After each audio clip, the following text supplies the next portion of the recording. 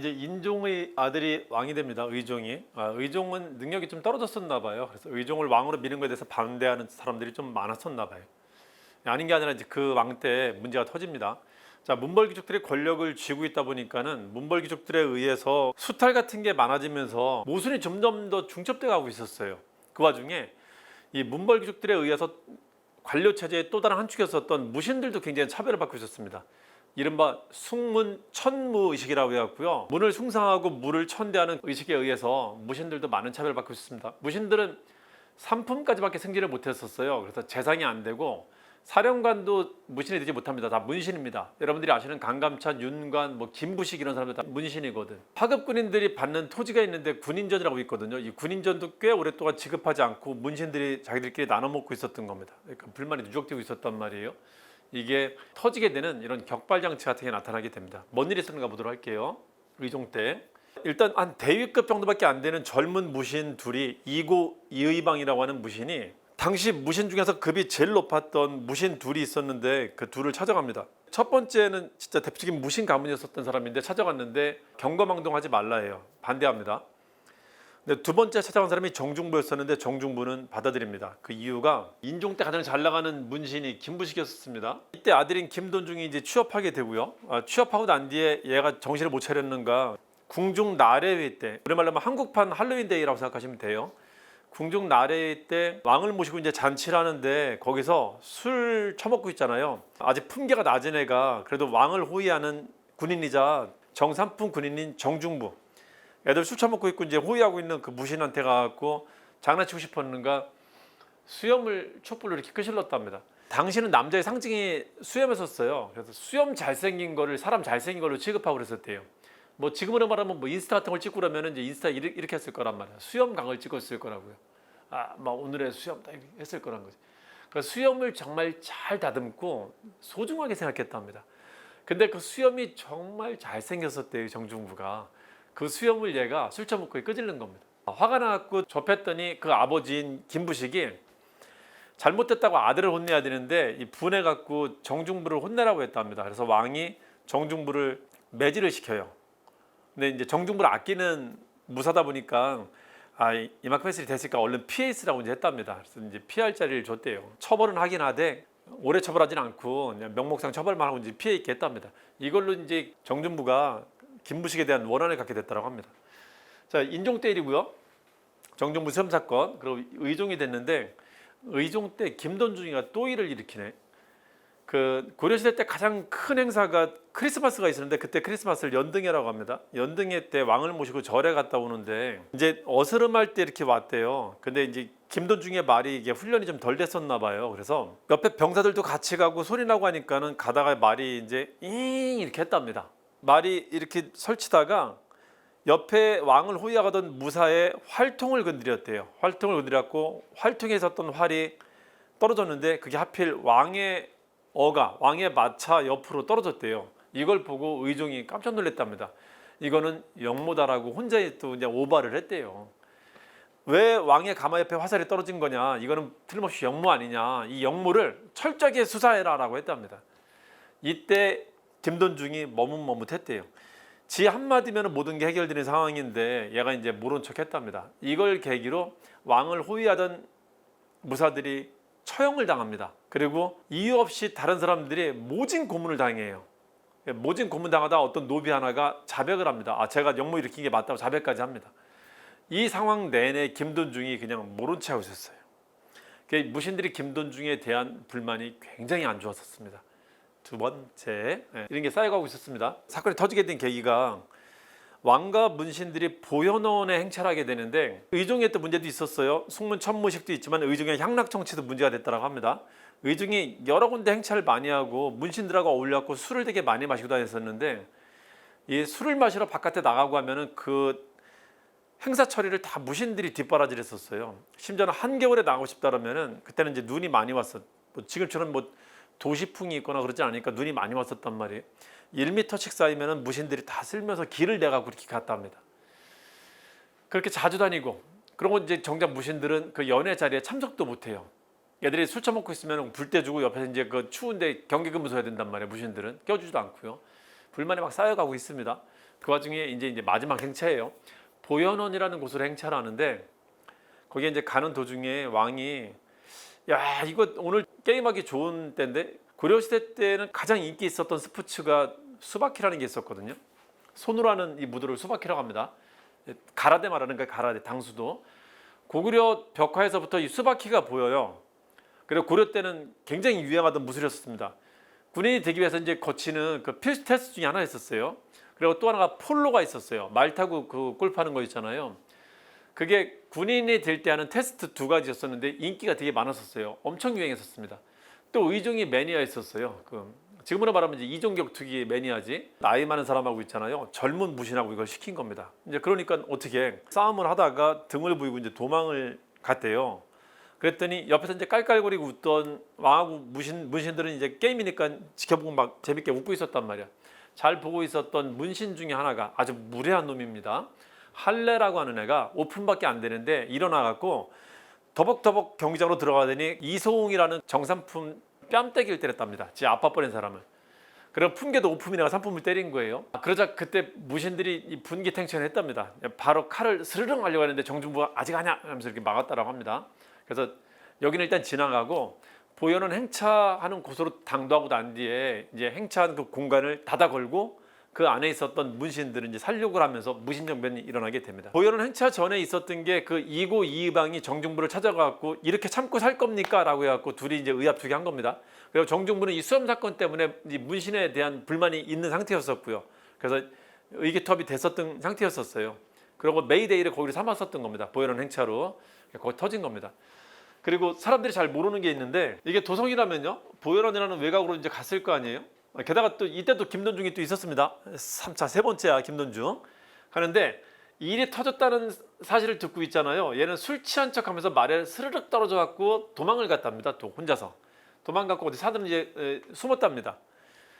그리고 이제 얘들이 제일 걱정했던 게 뭐냐면요. 지금 태자는 여기에 있습니다. 궁궐에 왕을 지키는 호위부사들이 있단 말이에요. 아무리 무신들이 일으키는 거지만 모든 무신들이 다 동의하진 않는단 말이에요. 얘들은 왕한테 충성하지 지 상관한테 충성하진 않을 거란 말이에요. 그래서 이 소식을 누군가 궁궐에 먼저 알린다면 여기 참여했었던 무신들은 이 왕의 호위군에 의해서 다 작살날 수 있었단 말이에요. 그래갖고 엄청 쫄았대.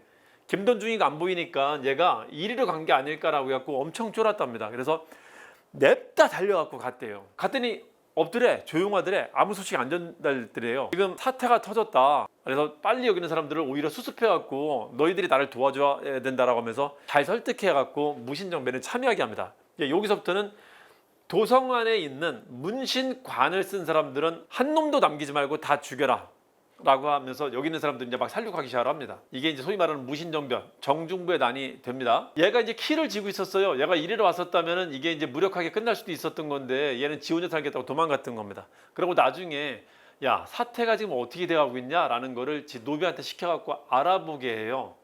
알아보라고 도성에 보냈는데 여기에 얘가 지금 정중부한테 이제 원한을 사내니까 이 돈놈은 김돈중한테 현상금을 걸었습니다. 이 현상금을 보고 이 노비가 혹해갖고 있죠. 이 주인을 팔아먹습니다. 그래서 알려줘요. 그래 결국 잡혀갖고 죽습니다. 이렇게 무신정변이 발생되게 됩니다. 무신정변이 발생하고 난 뒤에 이 시기 때 상황을 좀 보도록 할게요. 인종의 아들이 의종이고요.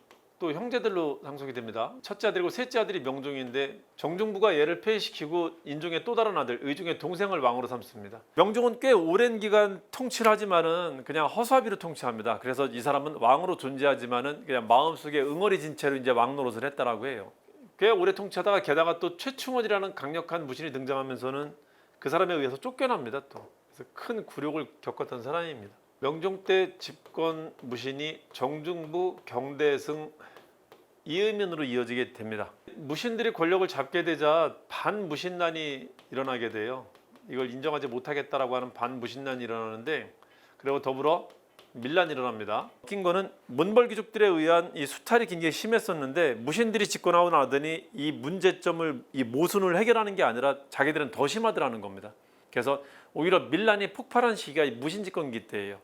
그러니까 이 사람들은 문제점을 해결할 의사가 전혀 없었던 사람들이에요. 그냥 문신한테 당하는 게 싫었던 거고 자기들도 권력을 쥐고 싶었던 거지. 이게 많이 나타납니다. 그래서 요 시기 때 있었던 이 반무신론과 밀란이 시험에 잘 나오니까 잘 알아두세요. 정중부랑 같이 했던 사람들을 이고 이의방이라고 하잖아요. 이고하고 이방이 친구인데 이고를 죽이고 이의방이 독점하고요. 이의방 죽이고 정중부가 독점하는 겁니다. 그냥 편의상 이 시기를 정중부 집권기라고 해요. 이 사람들은 급수가 높았던 사람들이 아니기 때문에 이 사람이 대표이기 때문에 정중부 집권기라고 합니다. 한번 봅시다. 뭐 있었는가? 자, 김보당난이 있어요. 이거는 이제 문신들에 의한 반무신난입니다. 그리고 서경유수 조이총난이 있습니다. 이것도 정중부 집권에 대한 반대로 일어났던 거예요. 정중부 제거하겠다고 일어났던 겁니다. 자, 이게 북쪽 지역, 지금 북한 지역에서 있었던 난이고요. 이게 확산돼 갖고 전국으로 확산이 돼요. 초반에는 이 북쪽 지역에서 나타나다가 전국으로 확산되는데 충청도 공주 명학소, 망이망소의 난, 그리고 전라도 전주에 군인 관노의 난이 있었고요. 그리고 경상도에서 김삼이 효심의 난이 나타나면서 전국적으로 나타나게 됩니다. 이 시기 때. 그래서 더 안 좋았던 시기다. 백성들한테는. 기억하시면 됩니다. 공주 명학소 망이망소의 난, 전주 군인과 관노의 난은 참고해 두세요. 생각보다 잘 나오진 않습니다. 이거는. 자, 경대승은 이 사람 되게 웃긴 사람입니다. 무신들이 왕을 무시하고 정치를 이렇게 뒤집어 엎은 것은 잘못된 일이다라고 하면서 자기는 이 왕정을 다시 원위치시키겠다는 취지로 정치를 펴나가요. 그러니까 경대승 집권기 때는 무신들이 오히려 긴장을 했었어요. 20대의 젊은 청년이 이거는 부도덕하고 잘못된 일이다라고 하는 굉장히 뜬금없는 캐치프라이즈를 걸면서 무신에 대한 반무신 정치를 피게 됩니다. 이 사람이 정중부를 죽이고 집권합니다. 정중부 시기 때 이 난들을 진압하면서 되게 힘을 키웠었던, 자기 직급을 올렸던 사람이 있었는데 이게 이의민이에요. 이의민은 아버지가 소금장수고 엄마는 그 절의 노비였었는데 천민 출신입니다. 이 천민 출신이었던 이의민한테는 세상이 바뀔 때가 기회였었단 말이에요. 그래갖고 무슨 난이 터졌을 때 정벌에 참여할 사람 하면은 자기가 손들고 나섰었단 말이에요. 이의민은 관직을 가질 수가 없어요. 노비기 때문에. 근데 외고 노비기 때문에 군인이 될 수는 있었어요. 근데 수바키를 되게 잘했답니다. 이 당수도를 이제 군인의 길로 들어서게 됐던 겁니다. 자, 그런 뒤에 혼란기에서 자기가 공을 세우면서 갑자기 되게 급수가 올라가게 됐던 겁니다. 마지막으로 굉장히 어려운 일이 있었거든요. 이 김부당난의 특징이 문신들이 다시 왕을 복위시키겠다고 이렇게 했던 거였었거든요. 그래서 이 의종이 화근이 되니까는 의종을 죽여야겠다라고 생각을 했었어요. 근데 왕이니까 자칫 잘못하면은 그 집안은 나중에 이게 원위치 되고 나면 그 집안은 완전 몰살될 수 있잖아요. 아무도 나서지 않는 거야. 여기에 이의민은 또 과감하게 나섭니다. 저요! 하고 나선단 말이에요. 그래서 이 의종을 원체 힘이 셌대. 이의민이 의종을 꺾어 죽였답니다. 허리를 그냥. 그래서 의종까지 죽인 사람입니다. 그걸 계기로 이제 엄청나게 승진했던 사람이고요. 자, 그러자 경대승이 정중부를 집권하고 집권했을 때는 이 이의민이 눈에 가시였었어요. 둘이 막 힘도 장사인데다가 자기 세력도 있고 이게 팽팽하던 상황이 있었습니다. 근데 일단 이 사람이 정권 잡았으니까 이의민은 너무 불안한 상황이야. 그래갖고 이때 잠깐 경상도 자기 고향인 경주로 피해 있었답니다. 근데 경대승이 워낙 젊은 친구가 나라 전체를 휘어잡는 권력을 잡다 보니까 이 사람이 이 무게감을 견디지 못했나 봐요. 한 4년 정도 통치하다 갑자기 죽습니다. 갑자기 죽어요. 속설에는 그런 얘기가 있어요. 자기가 잠을 잤는데 꿈에 정중부가 나타났답니다. 정중부가 나타났고 야, 이 새끼야! 하면서 욕을 했대요. 그래서 그대에 놀래갖고 이제 막 식은땀을 흘리다가 이제 죽었답니다. 이제 그게 아마 저기를 말해주는 것 같아요. 정중부를 죽이고 나서 자기가 집권하고 난 뒤에 갖고 있었던 스트레스를 이제 반영하는 말이 아닐까 싶어요. 그 설화는. 이제 그렇게 어이없이 죽고요. 어쨌든 경대에서 죽고 나니까 권력이 공백이 생겼잖아요. 그럼 또 막 치고받고 싸우면서 큰 뭐 전쟁에도 전투도 발생할 수 있단 말이에요. 불안하니까는 왕이 이의민을 불러갖고 이 권력을 빨리 이제 단정하게 좀 어떻게 정리 좀 해달라고 합니다. 그래서 이의민이 올라와서 자연스럽게 집권하게 됩니다. 이게 명종 때 집권자들이에요. 젊은 경대승이 자기 권력을 유지하려고 만들었었던 게 도방이에요. 사병 집단입니다. 이걸 가지고 이제 통치를 했었어요. 도방을 만들어 두고 이 도방에 소속된 군인들은 이제 권세가들입니다. 얘들은 이제 막 시장 가고 물건 먹고 주인이 뭐라고 하면 어쩌라고 그냥 그 깽판 치고 다 판 뒤집어엎고 나온답니다. 그래도 아무도 터치를 못했어요. 경대승도 봐주고요. 그리고 지나간 여자 있으면 희롱하고 겁탈하고 막 그러고 해도 아무도 처벌을 못했답니다. 그리고 이들하고 한 내부를 덮고 자면서 형제라고 이제 부르면서 지냈다라고 합니다. 의지할 수 있는 게 이거밖에 없었단 말이에요. 그런 걸 만들었었어요. 자, 그리고 전주에서 난이 있었다. 참고해 두시고요.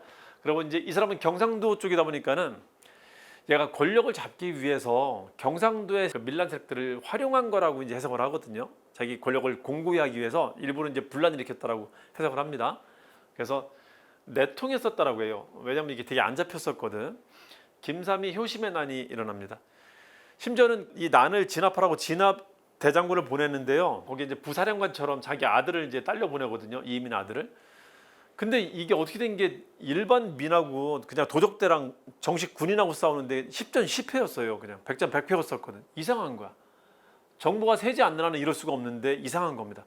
이제 정보가 다 새고 있었던 것 같아요. 이런 혼란을 이용해 갖고 권력을 공고히 한다고 얘들을 활용한 게 아닐까라고 이제 해석을 하기도 합니다. 결국은 그 사령관이 있잖아요. 이게 이음인하고 내통한 세력이라는 걸 알고 나서 자결을 합니다. 어차피 올라가도 자기가 난을 진압하지 못했기 때문에 처벌을 받을 것이고, 그렇다고 이 내통하고 있었던 이음인 아들을 죽이거나 뭘 해도 자기는 죽을 것이고, 이래저래 빠져날 구멍이 없다라고 해서 이제 자결했다라고 합니다.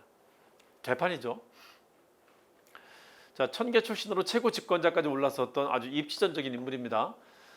자, 요 시기를 정경이 시기라고 돼요. 정경이 시기. 자, 그러다가 이음인이 천민 출신이다 보니까는 되게 난잡하게 정치를 했었나 봐요. 그 와이프나 그 아들들도 되게 천박했답니다, 그냥. 그래서 지금으로 말하면 백화점 가서 물건 갖다 쓰고 나서 뭐라 하면 뺨때기 때리고 막 그냥 그런 상황이었답니다. 그래서 불만이 막 쌓여갔대요. 심지어는 같은 무신까지 함부로 대했었대요. 이제 그러다가 이제 터진 사단이 뭐냐면은, 그 명색이 그래도 이제 무신 명문가 집안인데 최씨 집안이 있었거든요. 이 최씨 집안하고 노비 간의 갈등도 문제가 됐었고, 최씨 집안에 최충원과 최충수가 있었는데, 최충수가 동생입니다. 최충수가 키우던 집비둘기가 있었어요. 뭐 지금이야 뭐 비둘기 가져간다면 가져가라고 하고 오히려 가까이 오기 싫어하지만, 저 때는 비둘기를 개인이 키우는 것은 비용이 되게 많이 드는 일이었답니다. 그렇게 고이 키우던 비둘기였었는데 이음인 아들이 그걸 그냥 뺏어갔대요. 최충수도 되게 혈기가 막 다혈질인 사람인가 봐요. 도저히 못 참겠다고 했답니다. 그래서 이 사람이 결국은 이음인을 죽이려고 해요. 형한테 찾아갖고 이제 같이 하자라고 하는데, 최충원은 조금만 더 기다리자라고 하는데, 형이 안 하면 나 혼자라도 할 거야 해갖고 가갖고, 최충원도 결국 이제 따라가갖고 죽입니다. 이음인이 어디 절에 행차한다는 것을 듣고 거기 미리 잠복해 있다가 죽입니다. 그래서 결국은 최 씨가 정권을 잡게 됩니다. 이렇게 정권을 잡은 최충원은 이제 권력을 되게 안정화시키려고 해요. 권력을 이제 항구적으로 유지하려고 하는데, 이때 많은 통치기구들이 나타나게 돼요. 그러니까 원래 무신들은 그 권력을 잡지 못하는 사람들이었었잖아요. 그래서 기존에 있었던 권력 체계는 다 문신 거기 때문에 그걸 가지고 쓸 수가 없어요. 그래서 무신 시기 때는 무신들이 별도의 권력 기구를 새로 만듭니다. 이게 이제 걔들의 권력 기반이 돼요. 그게 특히 최충원 이후에 많이 나타나게 됩니다. 그중에 최충원 때 나타났던 가장 대표적인 게 교정도감이라는 게 나타납니다.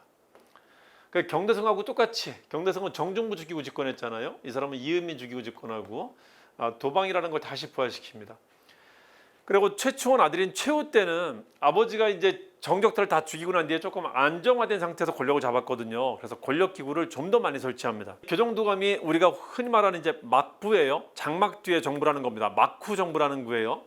그래서 국가의 이성육부라는 중앙관청이 존재하지만은 얘는 이제 실권이 존재하지 않는 거고요. 최충원이 자기가 따로 설치했었던 교정도감이라는 기구가 이게 실질적인 정부 역할을 하는 겁니다. 막부 역할을 하는 거예요. 이 교정도감의 장은 당연히 이제 최 씨가 차지하는 거고요.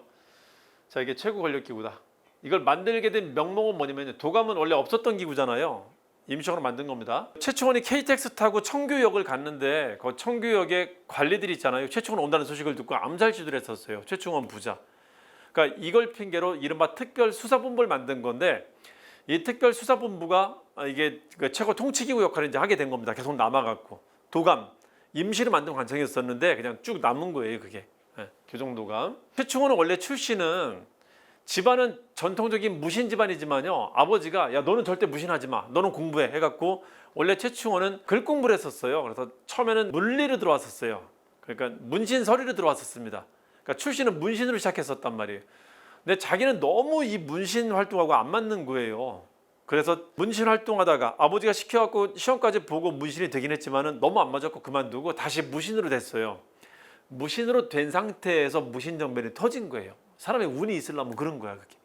그래서 무신정변 터지고 나서 이 사람은 이제 날개를 달게 된 거죠. 물론 초반에는 잘 안 풀리긴 했지만, 무신정변 터지고도 안 풀리긴 했지만은 날개를 달게 된 겁니다. 잘 맞아갖고. 그래서 다른 무신과는 다르게 이 사람은 좀 똑똑했다라고 해요. 그걸 보여주는 게 뭐냐면은, 정권을 잡자마자 왕한테 개혁책을 건의했다는 거지. 물론 지도 안 지키지만 어쨌든 명분이라는 걸 세울 줄 알았다는 거지. 그게 봉사십주라는 겁니다. 자, 그리고 왕을 폐위했다. 명종을 폐위했다. 그럼 최충원이고, 명종을 폐위하고 신종을 세우는데 신종도 인종 아들이에요. 이게 인종 셋째 아들, 인종 다섯째 아들입니다. 그리고 신종 아들 희종이 왕이 되는데 희종도 폐위시킵니다. 희종이 명목상도 왕이라고 뻘짓거리하다가 최충원한테 폐위가 돼요. 이렇게 왕들이 폐위되고 있다. 명신이 강권할 때 명종부터 고종까지 사이에 등장하는 왕들 때는 다 최충원이다라는 걸 기억해 두시면 좀 편리할 때가 있습니다. 이때 나는 만적의 난이에요. 심지어는 최충원의 집안 노비인 만적이 이렇게 난입니다. 모순이 극대화되고 있다는 걸 보여주는 거예요. 야, 무신들은 원래 높은 지위까지 못 올라가잖아. 니네들도 가는데 뭐 나라고 못 갈 거 있어? 그냥 하극상이 되게 만연한 시기가 됐다는 겁니다. 그걸 잘 보여주는 것이다. 여기까지 제가 있었던 난들을 두 문자로만 따드릴게요. 이거 워낙 잘 나오니까 1순위입니다. 원체 잘 나오니까 기억 좀 해두세요. 조만사, 복만년, 김보당난, 조이총난, 망이망소의난, 공조 명학수난이라고도 하죠.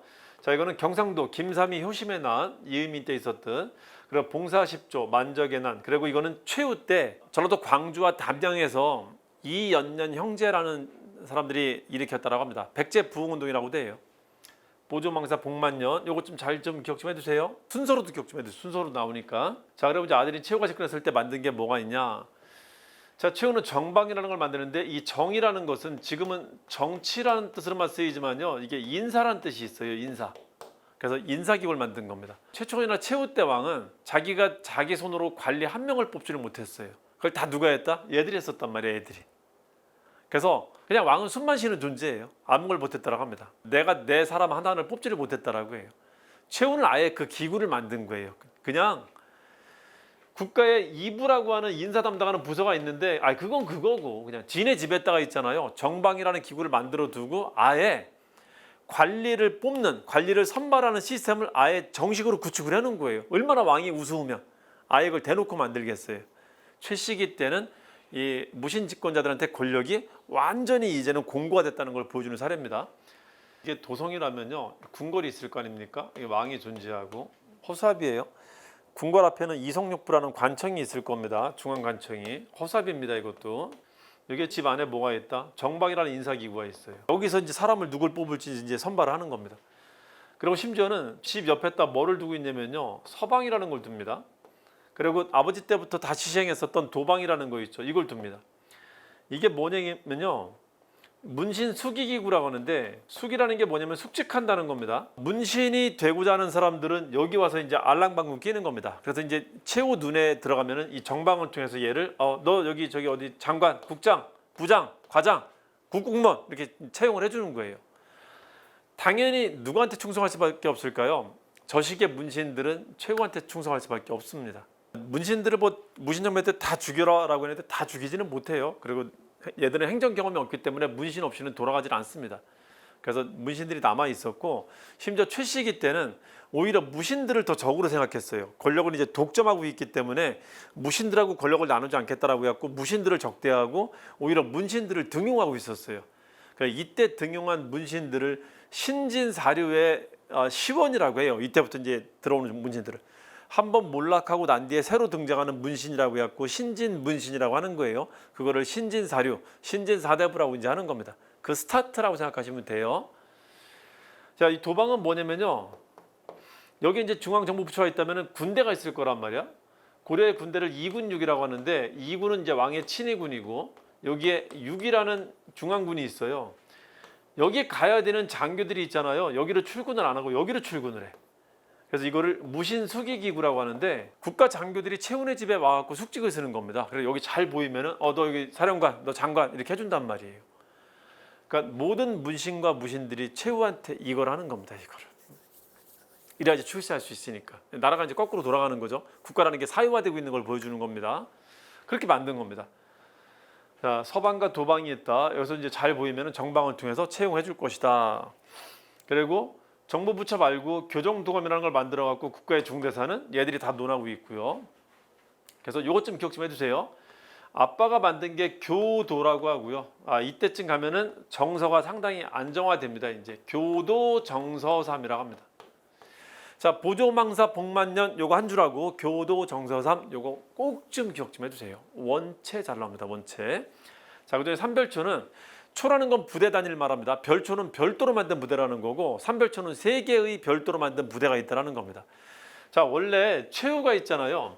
도적대가 들끓는다고 도성에다 뭐를 만드냐면은 야별초라는 걸 만들어요. 야별초라는 걸 봐서는 별초는 별도의 군대고 야는 밤이니까 밤에 순찰 드는 거겠죠. 자, 이게 점점 사이즈가 커지니까 이걸 두 개 부대로 나눕니다. 좌별초, 우별초로 나눴어요. 자, 그리고 최후 때 몽골이 쳐들어왔었거든요. 몽골에 쳐들어왔고 몽골에 포로로 끌려갔다가 돌아온 사람이나 아니면 가족 중에 몽골 때문에 죽은 사람들, 원한 있는 사람들만 모아갖고 신의를 지키는 군대를 만들어요. 별무반에 신기군, 기병, 신보군, 보병 요거랑 바꿔서 내기도 해요. 한는 거면 안 그러고 공무원 시험에서는 요거는 신의를 지키는 군대다라고 생각하시면 됩니다. 신, 이건 보병, 기병이고. 그래서 합작구 3개 됐다라고 해서 이걸 삼별초라고 합니다. 그래서 여기까지가 이제 최후가 만든 겁니다. 교도, 정서삼. 교도는 아빠 때부터 지금까지 쭉 있는 거고 정서삼은 최후 때 처음 만들었다. 기억 좀 해두시고요. 이렇게 공고화된 정권이 안 망할 줄 알았는데 뜻밖의 상황으로 망하게 되는데요. 왜 망하냐면은 몽골군이 쳐들어오게 됩니다. 최충원 때 왕은 이미 이제 고종으로 바뀌었어요. 계속 바뀌다 고종이 됐고 최후 아들이 이제 집권하게 되는데요. 요 아들 때 뭐 정방, 서방 이런 것까지 만들면서 굉장히 안정화됐는데 딸랑딸랑 여기는 정방 이런 거 다 만들고 삼별초까지 만들고 다 했는데 여기는 교정도강, 도방 이런 게 있었는데 왜 망했냐? 세계 대제국을 만들었었던 몽고가 이때 쳐들어옵니다. 시작은 이랬었어요. 우리 주변의 국가는 만주하고 중국하고 일본 세 개만 얘기하거든요. 항상 한국사 공부할 때 전근대에서 대외관계는 만주, 중국, 일본 세 개만 생각하면 되는데 가끔 만주 너머에 몽골 지방에서 쳐들어올 때가 있어요. 여기 있었던 애들이 예전엔 돌궐이었었고 지금은 이제 몽골족이 쳐들어오는 겁니다. 자, 여기 있었던 애들이 갑자기 얘들도 부족을 통합하면서 국가라는 걸 만든 거예요. 이 유목민족들이 행정력을 갖추면은 어마무시한 군사력을 가지게 됩니다. 그걸 또 잘 보여준 겁니다. 300만 정도밖에 안 되는 이 인구가 전 세계 3억인가를 통치했다라고 하니까 어마무시한 겁니다. 유목민족들이 행정력을 갖추면은 이만큼 군대가 커진다. 그걸 잘 보여준 사례예요. 얘들이 여기까지 온 겁니다. 자, 오다 보면 여기 누굴 거쳐 오냐면요, 거란을 거쳐서 오거든요. 여진은 여기에 있고, 근데 여진은 지금 중국까지 따먹었기 때문에 중국 북쪽 지역을 먹었기 때문에 여기까지가 여진인데 하도 멀다 보니까 이제 거란은 예속돼 있는 거고 하도 멀다 보니까 여긴 여기들을 통치하고 있고 여기는 별도의 통치체가 만들어졌었어요. 약간 떨어져 있었습니다.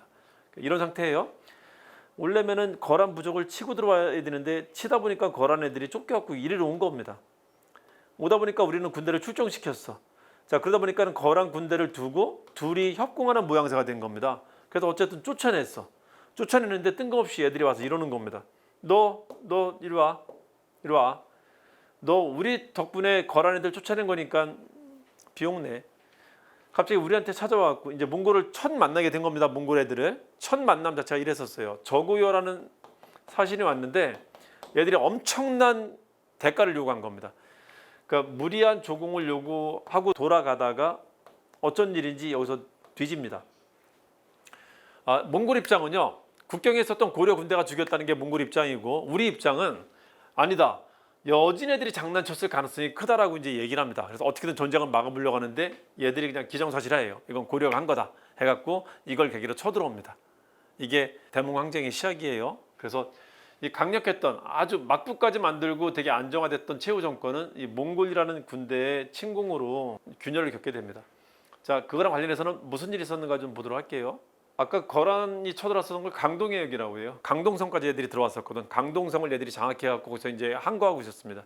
이제 거기서 역은 전쟁이라는 거예요. 거기서 잡습니다. 자, 그리고 저구역 피살. 대몽항쟁과 관련된 거는 다 최후 때니까 최충원하고 섞지 마세요. 교정도감 설치가 먼저냐 아니면 몽골 1차 침입이 먼저냐. 무조건 몽골 나오면 그게 뒤에요. 그건 최후 때부터니까. 1차 침입 때는 빡서라는 사람이 귀주성에서 막습니다. 이쪽 애들이 쳐들어올 때는 여기를 항상 거쳐와야 되거든요. 여기에 귀주가 있는데 거란도 귀주에서 싸웠었고 몽골도 귀주에서 싸운 겁니다. 그때 박서가 잘 막았다라고 합니다. 1차 침입, 결국 전쟁이 터지자 고려 조정은 바로 항복을 합니다. 근데 이 가짜 항복이었었어요. 시간 벌려고 한 겁니다. 항복하고 돌려보낸 뒤에 바로 강화도로 도망갑니다. 섬으로. 이쪽 애들이 수전에 약한 걸 알거든요. 섬으로 도망가고 계속 항전을 합니다. 그래서 도망가자마자 바로 또 쳐들어와요. 이게 2차 침입입니다. 1차 때, 2차 때 이 몽골의 대장이 누구냐면 살리타인데요. 살리타가 어이없이 이쪽으로 들어오는데 용인까지 들어옵니다. 용인 근처에 처인부국이라는 데에서 김윤우라고 하는 민병대, 그러니까 의병 같은 존재입니다. 이 의병 부대한테 당해요. 한때는 김윤우가 활을 쏴고 죽였다라고 하는데 김윤우가 죽인 건 아니고요. 김윤우 부대에서 그 부대원 중에 누군가가 쏴서 죽인 거예요, 그냥. 하여튼 김윤우에 의해서 그 살리타가 사살됩니다. 원치 잘 나옵니다. 2차 침입 때 그 거란 침입 때 만들었었던 초조 대장경이 불타합니다. 그리고 3차 때는 이제 황룡사 구청대 무소실진다. 어디까지 왔다? 경상도까지 내려오고 있다는 겁니다. 무지막지하게 오고 있는 거예요. 충주의 전투가 많거든요. 이유가 뭐냐면은 내려갈 때 가장 중요한 길목이 충주거든요. 지금은 충주가 교통의 요지가 아니지만 고려시대 때는 요지였었습니다. 그래서 충주도 많이 일이 벌어진다.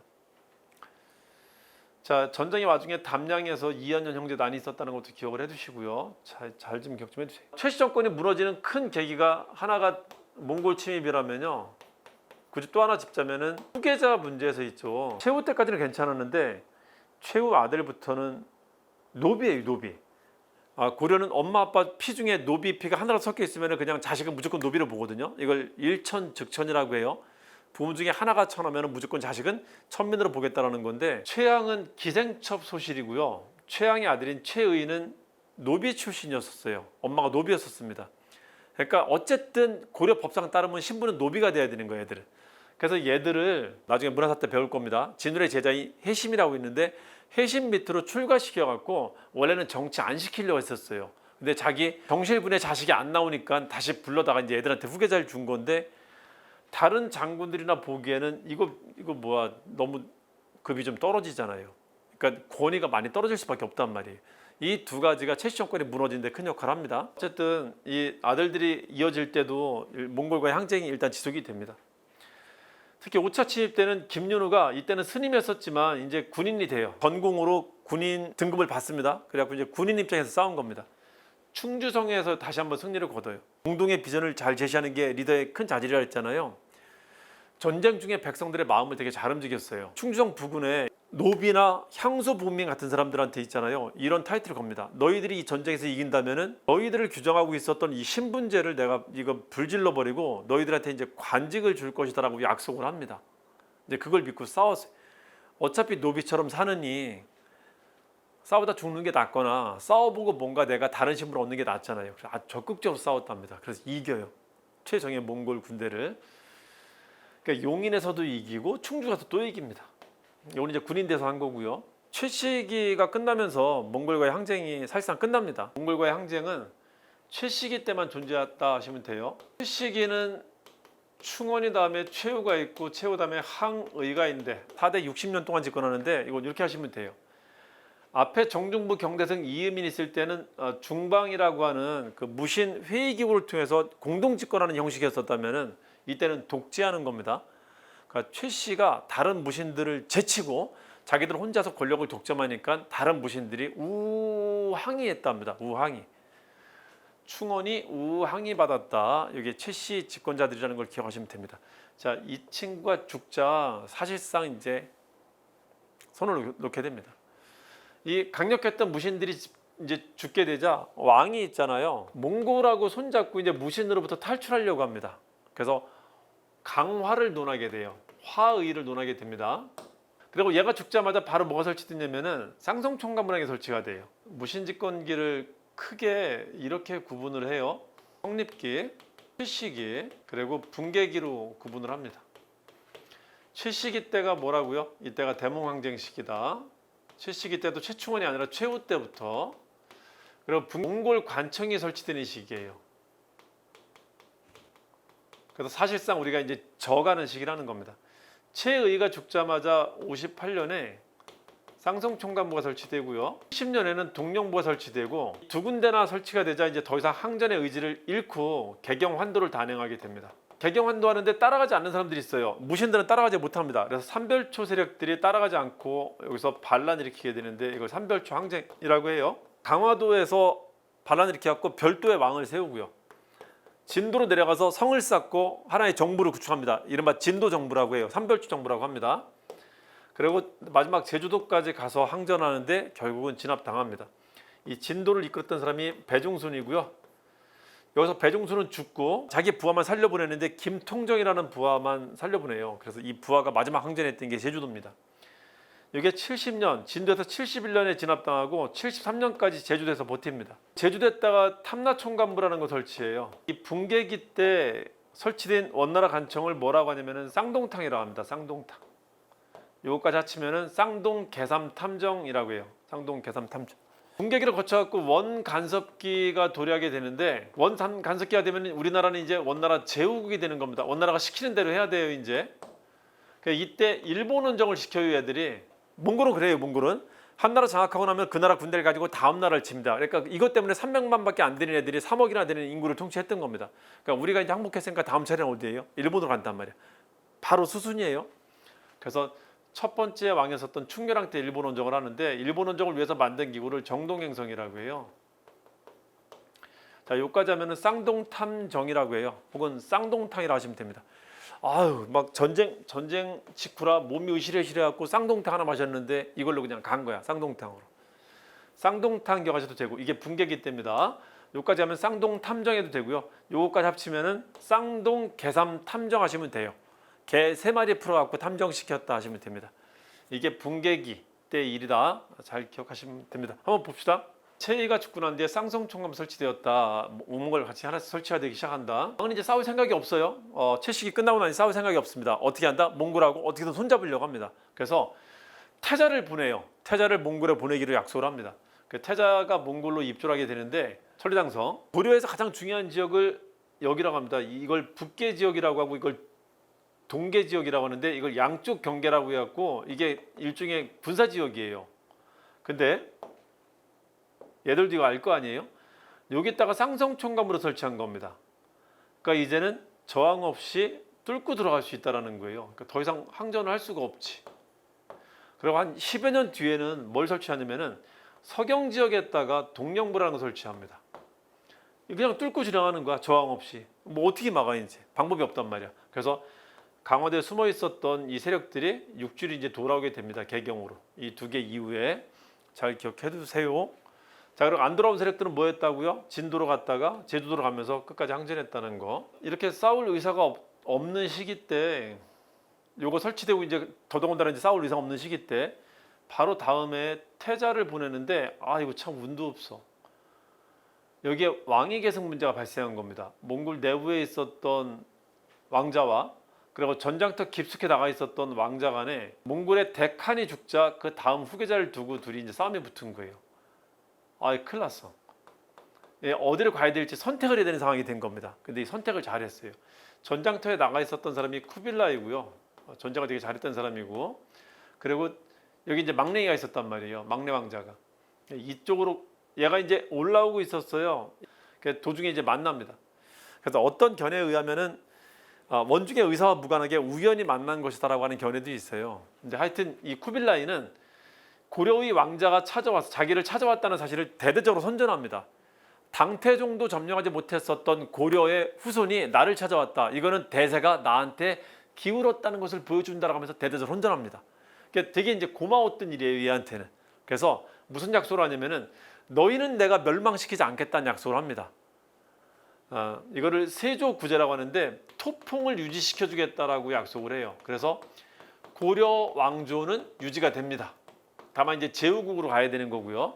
그래서 이거를 우리가 원나라한테 멸망한 시기가 아니라 원간섭기라 부르는 겁니다. 고려 왕이 존재해요, 계속. 이것 때문에 그런 겁니다.